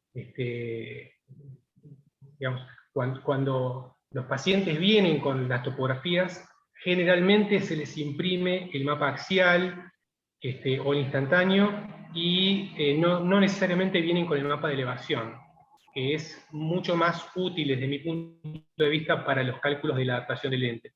Ahora, más adelante voy a explicar más en detalle, pero en líneas generales el mapa de elevación consiste en superponer una esfera matemática, teórica, que representa de la mejor manera algo similar al promedio de curvatura de la córnea en un determinado diámetro. Ese determinado diámetro puede ser 5 milímetros, 7 milímetros, 8 milímetros, 3 milímetros. Generalmente es seteable, uno lo puede seleccionar en el topógrafo. Y el que más nos va a interesar es el que abarca unos 8 milímetros aproximadamente, porque generalmente las lentes rígidas corneales que adaptamos comienzan toda la zona del aterrizaje alrededor de los 8 milímetros de diámetro. Más adelante voy a explicar más en detalle ese mapa puntual porque es sumamente útil. Y el mapa refractivo, que lo que hace, en lugar de mostrarnos curvaturas, nos muestra potencia refractiva. Ya analiza la córnea no desde el punto de vista geométrico, sino desde el punto de vista óptico, para saber cuál es el comportamiento refractivo que tiene esa superficie. A los valores de curvatura que obtuvo el topógrafo en el mapa axial, los va a ir reemplazando por valores en dioptrías, combinándolos a partir de la ley de Snell. Entonces vamos a encontrar que si nosotros comparamos el mapa axial con el mapa refractivo, en el centro de la córnea, vamos a tener el mismo valor en dioptrías en ambos mapas. Y a medida que nos vamos alejando hacia la periferia, empiezan a diferir justamente por que nos vamos alejando del eje central. Vamos a la siguiente placa.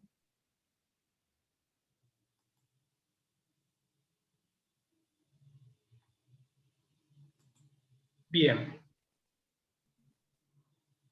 No, la que estaba antes.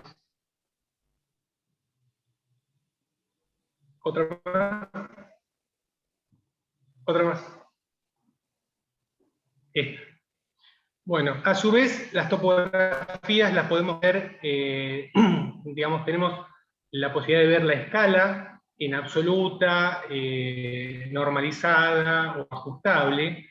Es importante que cuando analicemos un mismo paciente o distintos pacientes, si queremos ver de un pantallazo general, si es una córnea muy regular o no, manejarnos con la escala absoluta, porque sabemos cuál es el tope y la base de la escala. Y sabemos que siempre el verde va a ser un color de una curvatura medianamente normal, y los colores cálidos van a representar curvaturas elevadas. Ahora sí vamos a la que sigue. Esta es la que sigue es la misma topografía en el modo tangencial, y se ve bien como la zona representada en color rojo es más pequeña. Esta es una de las propiedades que tiene el mapa tangencial, que nos permite medir con más detalle, con más precisión, el diámetro de la ectasia. Generalmente en el mapa axial, la ectasia parece que es más grande que lo que en realidad es, y cuando la vemos en el mapa tangencial se achica un poco. Es muy útil, especialmente cuando estamos calculando si vamos a adaptar una lente rígida corneal, y queremos analizar cuál es el diámetro de la zona óptica que vamos a utilizar para que cubra adecuadamente la zona de la ectasia y tenga un buen despegue apical. Sabiendo el diámetro de la zona ectásica, podemos calcular mejor el diámetro de la lente que vamos a adaptar. Vamos a la que sigue. Bien, el mapa de elevación. Vamos a pasar primero a la que sigue y después volvemos a esta. ¿Puede ser? Ahí está. A veces es un poco esa que estaba con la tomografía, con el OCT. esta. El mapa de elevación, para entenderlo conceptualmente, a veces es un poco abstracto el criterio, entonces me parece que esta gráfica puede representarlo de una manera bastante clara. Estamos viendo una tomografía de coherencia óptica de una córnea con una ectasia, se ve clarito el agazamiento central, y pintado en color azul tenemos lo que sería lo que llamamos una esfera de mejor ajuste o esfera aproximada. En los topógrafos lo vamos a identificar con la sigla B larga-FS por Best Fit Sphere, que es esta especie de esfera parecida o promedio a la córnea en un determinado diámetro. En el topógrafo nosotros vamos a ver pintado en colores cálidos cuando la esfera está debajo de la córnea, es decir, cuando la córnea supera la altura de la esfera, que es lo que ocurre en la zona central, en el ápice. Después, cuando vamos a la media periferia, vemos que la esfera queda por encima del tejido corneal, entonces esa zona la vamos a ver pintada en colores fríos, en color azul. Y después, cuando llegamos al borde, otra vez vemos que la línea azul, la esfera, está como enterrada en el tejido corneal, lo vamos a volver a ver en colores cálidos. Ahora sí vamos a la placa anterior a esta. ¿Cuál es la principal utilidad? Este mapa es crítico para todo tipo de lentes de contacto, tanto rígidos, blandos o incluso esclerales, porque primero nos da una idea de cuál es la curvatura medianamente parecida, promedio, que va a ser más coincidente con el diámetro de la zona óptica, fundamentalmente. Y segundo, porque nosotros vemos la cantidad de micras exactas en cada zona donde nos ponemos con el cursor, que tiene de diferencia de altura la córnea respecto a ese radio conocido. Por lo tanto, conociendo esa curvatura, y sabiendo cuántas micras hay que levantar o hay que reducir en cada zona, nosotros podemos estimar cuál es la curvatura que tenemos que utilizar para coincidir mejor en esa superficie.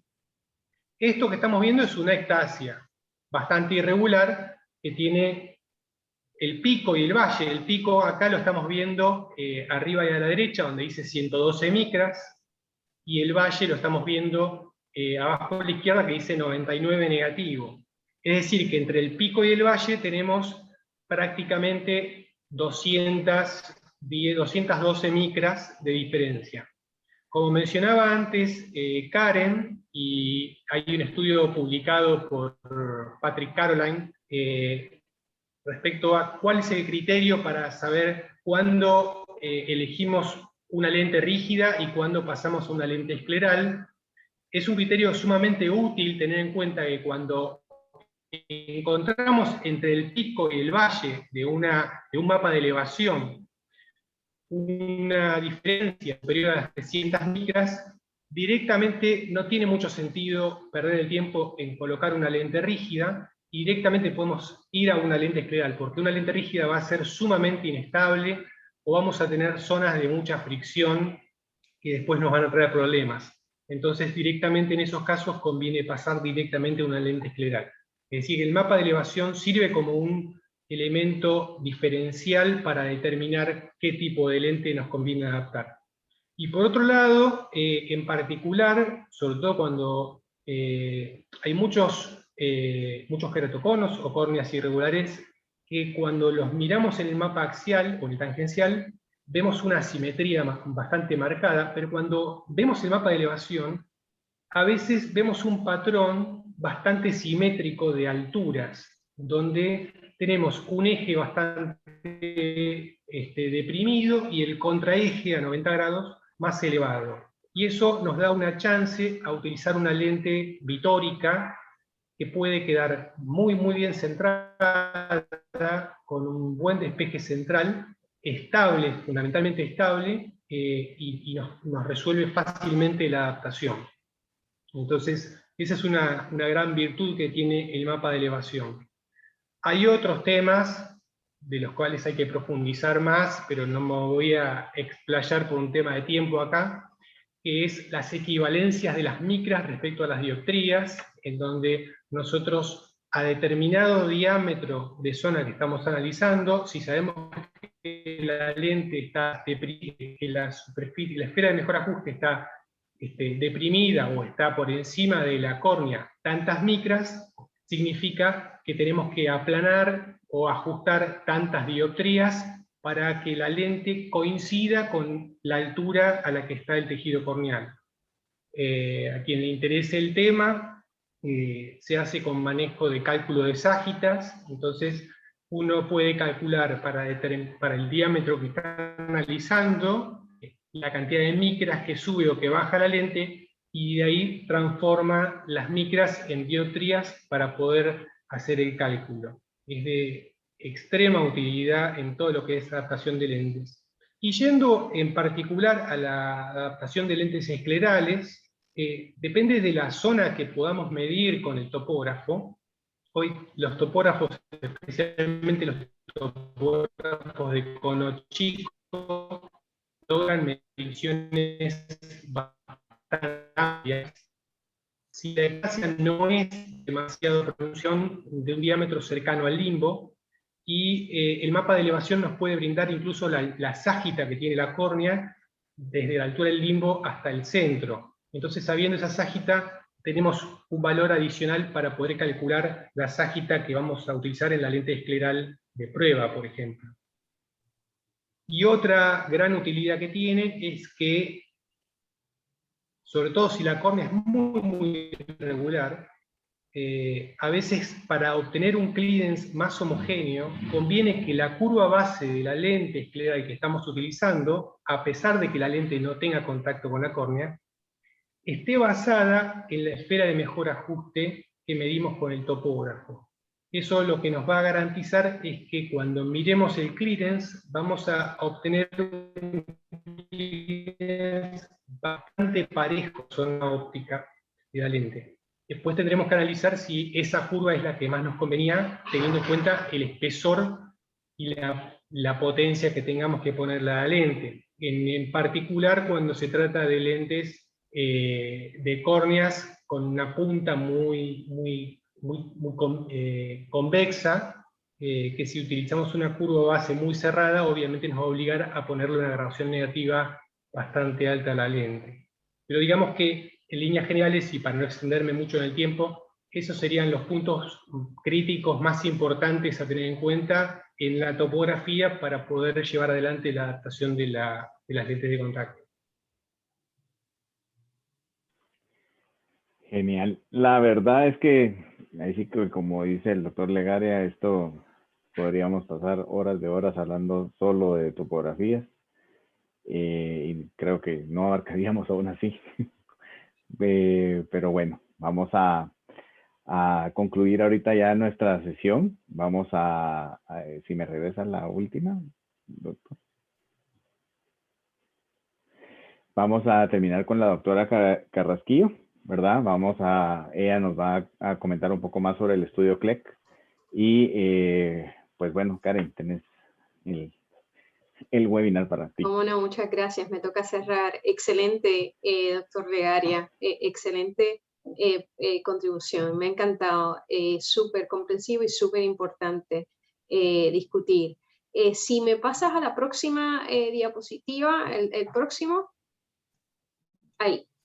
Ya me toca cerrar. Qué dicha, esto ha sido sumamente excelente y les prometo que voy a tratar de resumir este estudio observacional y longitudinal de 1.209 pacientes que se llevó a cabo a través de un curso de 8 años. Fue un estudio multicentro y que uno de los primeros papers fue publicado para el 2001.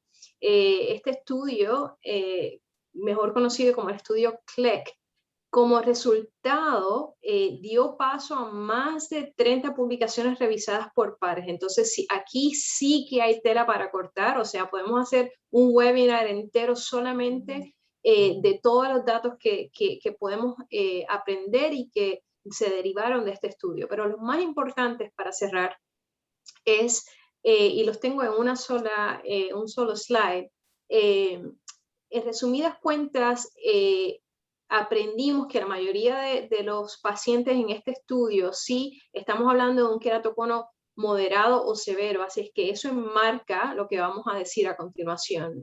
La mayoría de los pacientes en este estudio no eran pacientes con queratocono más sencillo, por así decirlo, ¿no? Se deriva de estos estudios que la mayoría de los usuarios de lentes corneales fueron adaptados con un toque apical. Y esto no es que no debería sorprender a nadie, porque ese era el modo de adaptación preferido para este tipo de pacientes. Entonces, casi el 88% de los pacientes en este estudio fueron adaptados con este tipo de adaptación, pero lo que también se derivó, y es importante para enmarcar todo lo que se ha hablado hoy sobre los criterios clínicos e idóneos para la adaptación, es que el 53% de estos pacientes resultaron tener una cicatriz corneal, y las asociaciones para estas cicatrices estaban asociadas con el uso de lentes de contacto y con la tinción que se observaba en la córnea a raíz de esta adaptación de lentes de contacto rígidos corneales.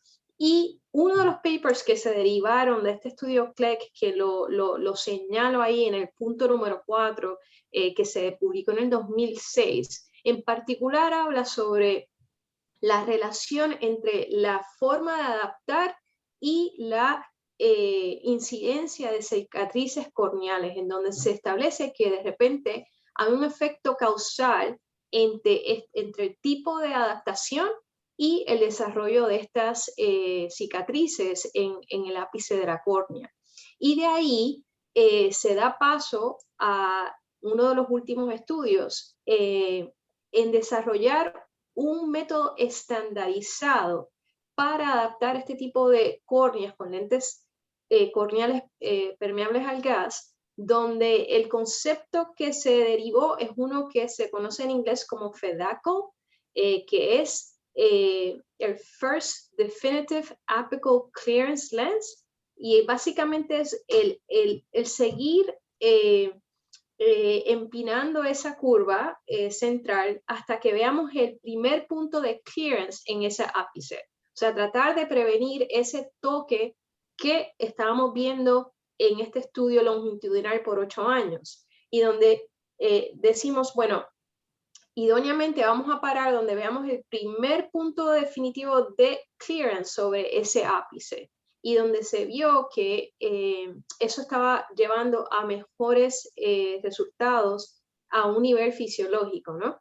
Y esos son los puntos más importantes de este estudio, y que quizás enmarcan lo que hemos discutido hoy sobre los diferentes conceptos clínicos al momento de adaptar estos lentes. Así es que con esto los dejo, y que sepan que, como les dije, este estudio tiene muchísimo para cortar, porque son más de 30 papers, pero estos quizás de repente son los más importantes para enmarcar la conversación de hoy. Muchísimas gracias. Pues no, muchas gracias a usted, doctora Carrasquillo, muy amable por compartir sus conocimientos, y de verdad esto da, cada tema de los que hablamos da para hablar una y otra vez más, ¿sí? Primero que todo, ya concluyendo la reunión, felicitar a los participantes, a la audiencia que ha estado con nosotros, e invitarlos.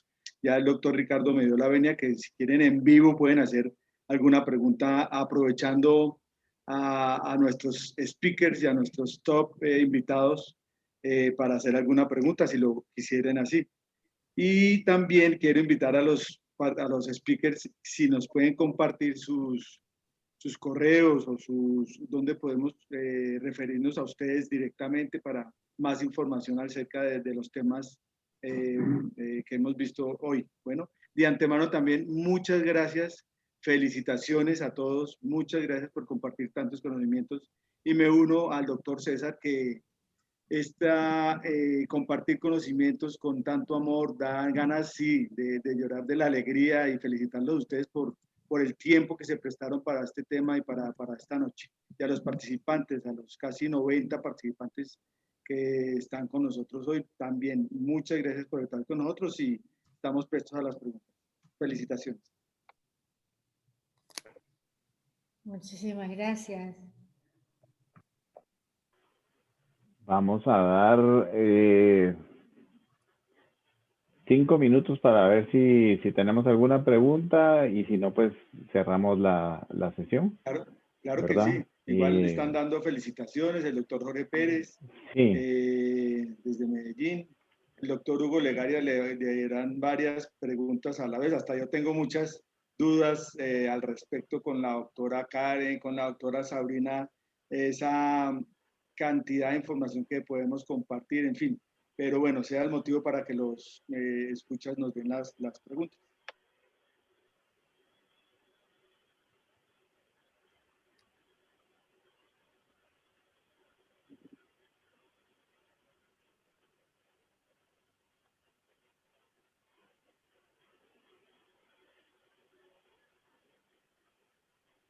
Ricardo, ¿querés que conteste la pregunta de Natalia Cadena?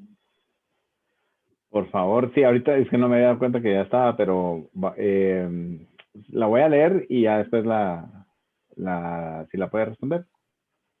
Sí, sí. Doctor Legaria, pregunta Natalia Cadena. Doctor Legaria, ¿nos podría orientar en dónde conseguimos más información sobre el cálculo de curvatura a partir del mapa de elevación? Bien, en realidad es bastante sencillo, son fórmulas matemáticas, la fórmula de Ságita en realidad es la única que hace falta. No voy a ponerme a hablar de matemática acá para no hacer un embrollo, pero digamos, si me facilita el mail, le puedo hacer un desarrollo un poco más extenso. Justo yo ahora en el class voy a dar una conferencia específica sobre topografía y ahí pongo una tabla con relaciones de la equivalencia de las diferencias de Ságita en milímetros a dioptrías para distintos diámetros de lente. Así que para no estar haciendo cálculos se puede manejar directamente con esa tabla si quiere.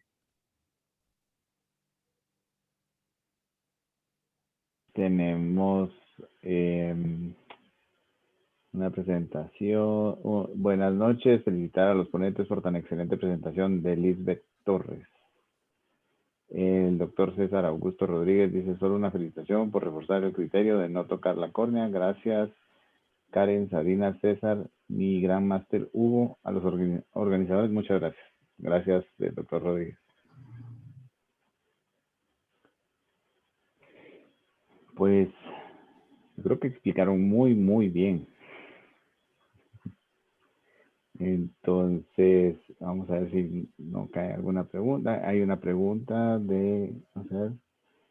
Lisbeth Torres dice, soy estudiante de optometría. ¿Me podrían recomendar algún libro para aprender a adaptar lentes de contacto?